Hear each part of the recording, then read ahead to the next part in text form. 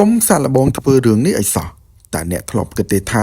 បើធ្លាក់ពីលើយន្តហោះអាចរស់បានទេបើលោតនៅក្នុងបាល់ខ្យល់យក្សមួយនេះមានទ្រឹស្ដីមួយថាផ្ទៃបាល់ដ៏ធំអាចជួយពន្យឺតល្បឿនធ្លាក់ហើយបាល់ខ្លួនឯងនឹងស្រូបទាញកម្លាំងទង្គិចដូចជាពងសុវត្ថិភាពរថយន្តអញ្ចឹង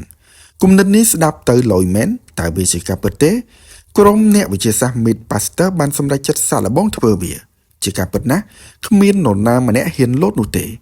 ដូច្នេះពួកគេបានប្រើរូបជ័រតំណាងឲ្យមនុស្សមុននឹងសាកល្បងជាមួយបាល់ពួកគេត្រូវដឹងមុនថាបើធ្លាក់ធម្មតាតើនឹងមានរឿងអ្វីកើតឡើងបន្ទាប់មកទៀតពួកគេបានបំពាក់ឧបករណ៍វាស់កម្លាំងទង្គិចហើយទម្លាក់រូបជ័រពីឧទ្ធម្ភាគចក្រកម្ពស់300ម៉ែត្រលទ្ធផលឧបករណ៍ទាំងអស់បង្ហាញពណ៌ក្រហមនោះមានន័យថាការធ្លាក់បែបនេះនឹងអាចបណ្ដាលឲ្យមនុស្សស្លាប់បានភ្លាមៗឥឡូវនេះដល់ពេលដែលសាកល្បងជាមួយបាល់ហើយរូបជ័រដែលបានដាក់នៅក្នុងបាល់ខ្យល់ហើយភ្ជាប់ទៅនឹងឧទ្ធម្ភាគចក្រពេលឧទ្ធម្ភាគចក្រហោះឡើងខ្យល់បក់បានរុញបាល់ឡើងចុះធ្វើឲ្យស្ថានភាពប្រថុយប្រថានខ្លាំងណាស់ហើយបន្ទាប់ពីបាល់ត្រូវបានលែងល្បឿនធ្លាក់របស់វាពិតជាយឺតជាងពាក់កណ្ដាលមែនការចោះចតមើលទៅហាក់បីដូចជាស្រាលជាងមុនដែរតែពេលពិនិត្យឧបករណ៍វាស់កម្លាំងលទ្ធផលគួរឲ្យខកចិត្ត